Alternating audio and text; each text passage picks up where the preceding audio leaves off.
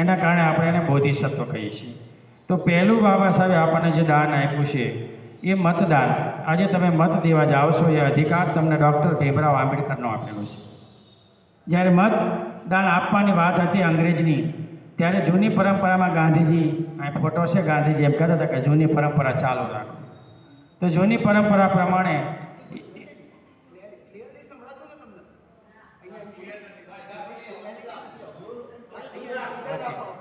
તો મતનો અધિકાર ગાંધી એમ જૂની પરંપરા પ્રમાણે સિસ્ટમ હતી કે 10મું પાસ હોય, તો આપણે તો 10મું પાસ નહોતા.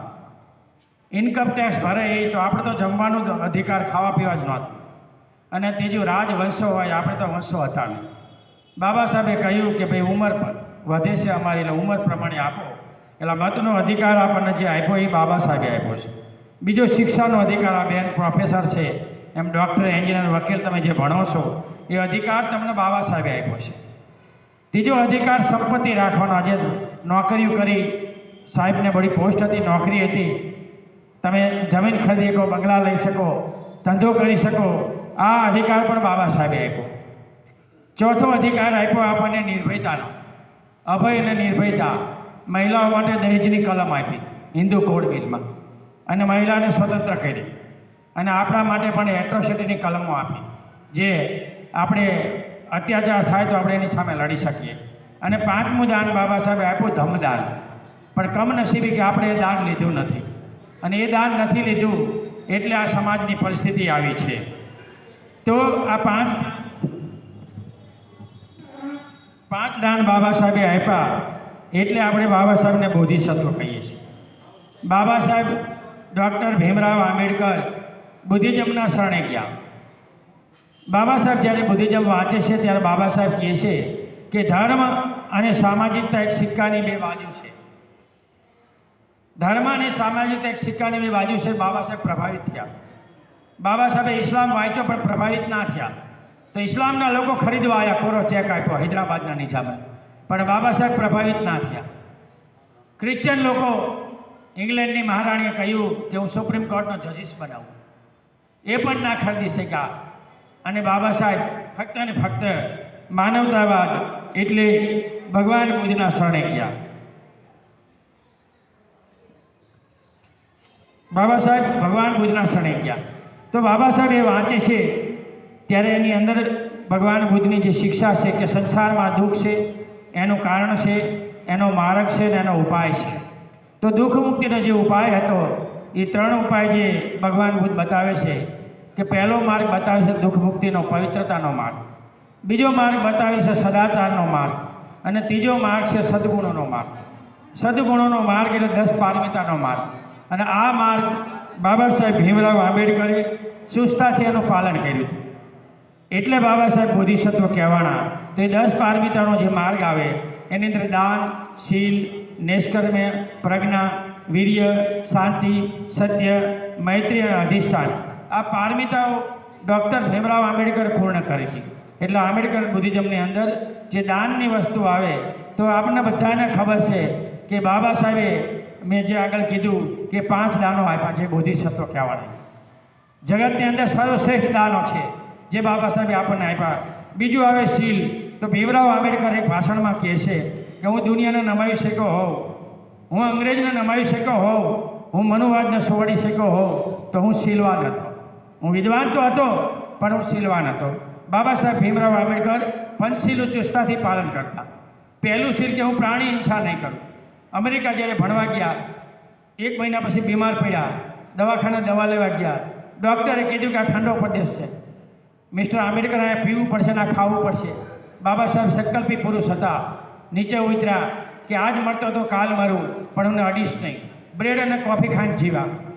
આટલું ચુસ્તતાથી પાલન કર્યું. બીજું કે હું ચોરી નહીં કરું. તો એમને જ્યારે ફ્રાન્સની અંદર અધૂરો અભ્યાસ પૂરો કરવા ગયા તો નવલ ભાથી નામના મિત્ર પાસેથી 5% વ્યાજે પૈસા લઈને ગયા હતા. પાછા આવીને પૂરેપૂરા આપ્યા, 1 રૂપિયાની ચોરી ન કરી. ત્રીજું કામ કે હું પરસ્ત્રીગમન નહીં કરું.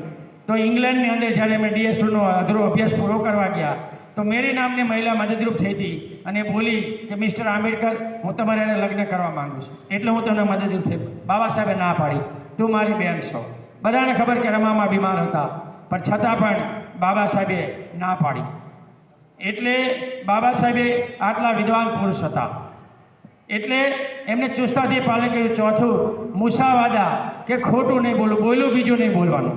બાબા સાહેબે જ્યારે ધર્માંતરની ઘોષણા કરી ત્યારે દરેક સંગઠનો આવીને કીધું 3 મહિના પછી ચૂંટણી છે, તમે આ ઘડી પૂરું કરો. તો ત્યારે બાબા સાહેબ કહેશે કે નહીં, એ નહીં પતે. જેને ધર્મના શરણે જવું હોય ધર્મના શરણે જાય, રાજકારણના શરણે જવું રાજકારણના શરણે જાય.